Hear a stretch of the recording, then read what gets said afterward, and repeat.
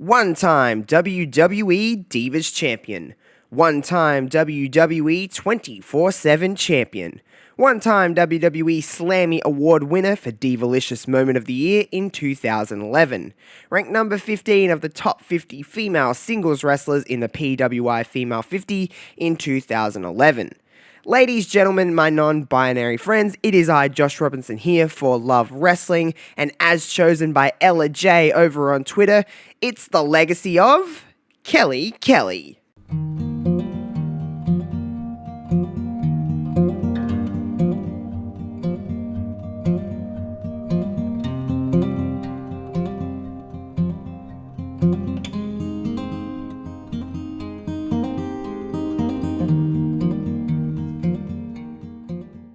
Audiences were first introduced to Kelly Kelly in 2006 as a part of the WWE reinvented ECW brand.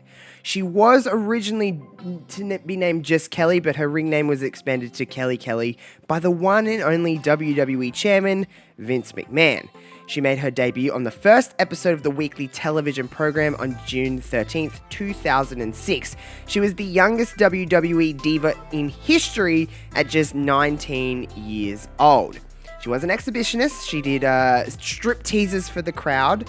And of course, it would be kind of interrupted week to week by her on-screen boyfriend, Mike Knox, who was a heel, and he would come into the stage and cover her with a towel before dragging her away to multiple boos every single week. Kelly's expose would become a thing. Kelly would dance, strip, until she was stopped by Mike Knox. She would, of course, be reinvented in ECW as a part of Extreme Expose, which was alongside Layla and Brooke.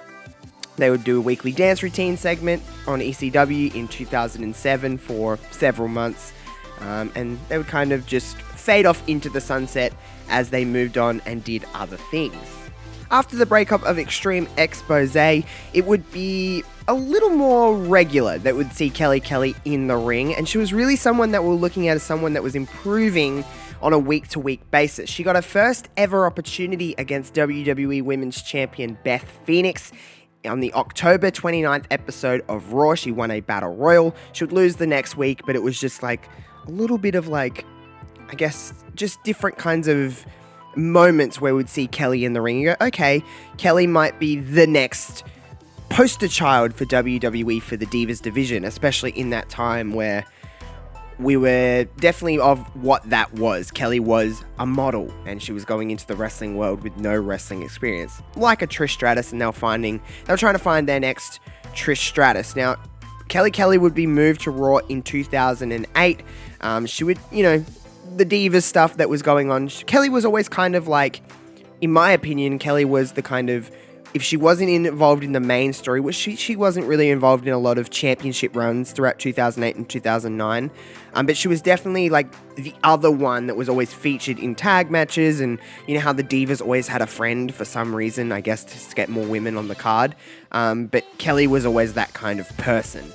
Kelly Kelly was able to work in the WWE WrestleMania for the first time in 2009 in the Miss WrestleMania Battle Royal, in WrestleMania 25, I should say, and at WrestleMania 26 the following year in a 10-diva tag in 2010. Now, Kelly was moved to SmackDown in 2010 and was able to actually show that she was improving at a pretty rapid pace. Now, I'm not going to sit here and tell you that Kelly Kelly was the greatest wrestler of her generation. I'm not going to say that. You're entitled to your opinion, especially about the Divas time, I understand. But what I did really like about Kelly Kelly in this time was that she was willing. She was willing to do things that other women weren't doing. We weren't seeing a lot of women doing crossbodies to the outside. We weren't seeing a lot of women taking pretty gnarly bumps for the perimeters of what the women were allowed to do in the Divas era in this time. Kelly Kelly was always that ultimate underdog kind of character. And I really appreciated that about Kelly Kelly, because she was able to do things like play that underdog role that was kind of like, I'm not sure if I'm the best wrestler in the world, but I'm trying my hardest. Kelly Kelly was that to me. And Kelly Kelly had a unique opportunity during her time in SmackDown when she was drafted back to SmackDown in 2010. She got to work with the likes of Lay Cool, Beth Phoenix, Mickie James, Melina. She got to be an ally to Tiffany throughout that time when Tiffany was first coming in as a wrestler. But I think the most unique storyline that Kelly Kelly was involved in 2000, at the very beginning of 2011, was technically, she was able to retain the World Heavyweight Championship in a mixed tag match. She retained the World Heavyweight Championship for Edge. How crazy is that to say? How crazy is that? It was a mixed tag 2-on-3 handicap match with Dolph Ziggler and Lay Cool taking on Kelly Kelly and Edge. And Kelly Kelly pinned Layla to retain the WWE World Heavyweight Championship. That's pretty insane to say, is it not? That's a pretty insane thing to say when you think about it. It's like, wow, Kelly Kelly was able to retain the World Heavyweight Championship. Pretty cool. Kelly Kelly's best run was no doubt in the 2011 to 2012 time when she was drafted back to Monday Night Raw as a part of the draft in 2011.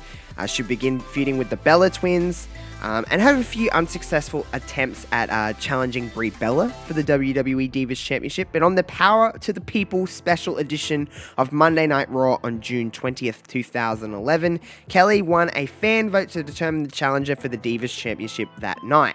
Kelly Kelly would go on to win her first WWE Divas Championship by defeating Brie Bella. That was the Slammy Award that I mentioned at the very beginning of this show. She would win for Divalicious Moment of the Year when she gained, her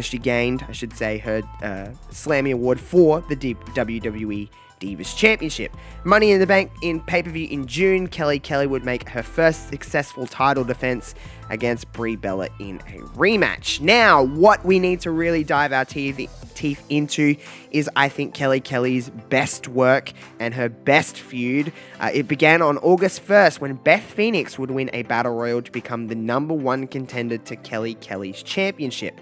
Beth Phoenix would absolutely destroy Kelly Kelly after that battle royal and start this few month-long feuds. Now, you got to remember, the Divas times had a lot of ebbs and flows, a lot of ups and downs, where they would put a little bit of shine and some story into some stuff, and then it was nothing. So you got to remember, when I say it had a few months, this had legs for a few months when the WWE is not giving a lot of time to the women. Beth Phoenix and Natalya would go on to be the Divas of Doom, or Sisters of Destruction, whatever you really want to call them. But they would go in and they wanted to tear apart the model, like the Barbies of the world, no pun intended, in WWE. So Kelly Kelly and Beth Phoenix would have 3 WWE pay-per-view matches starting at SummerSlam in 2011, going into Night of Champions in Beth's hometown, where Kelly Kelly was able to retain both times. But Kelly Kelly was able to retain over Beth Phoenix in Buffalo.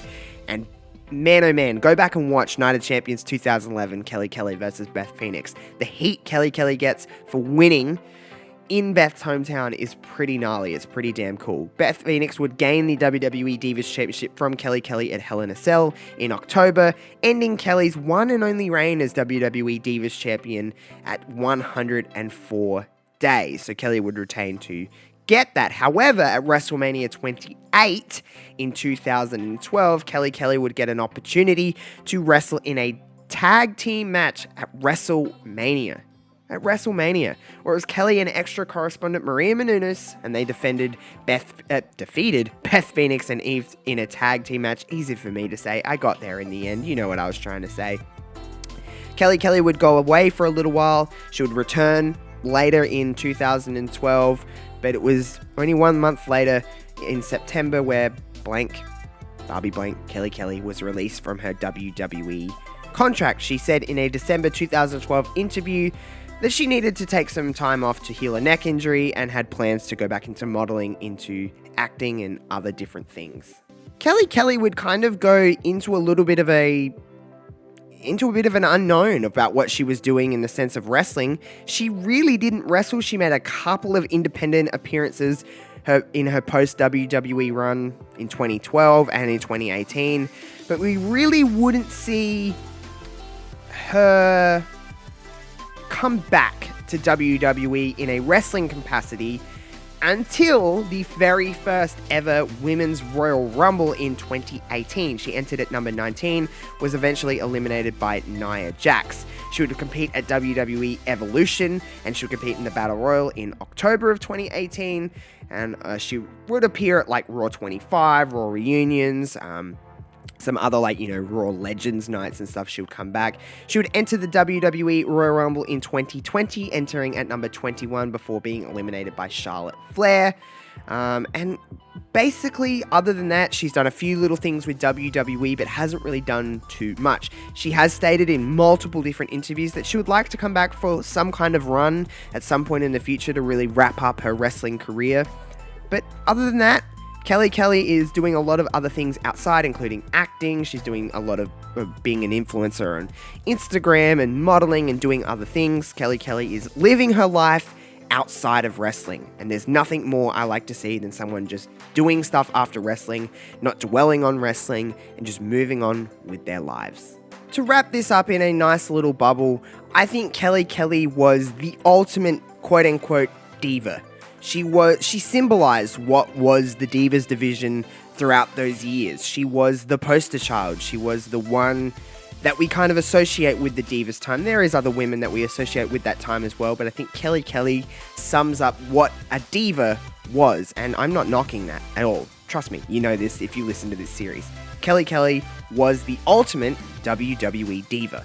I hope you enjoyed this episode of The Legacy of. As you know, this show drops every single Monday morning, Australian time. It's Sunday night for a lot of you guys. And Fans Choice Week has just one more Monday left. So stay tuned on Twitter to see who the final choice is for getting to pick who I make The Legacy of next week.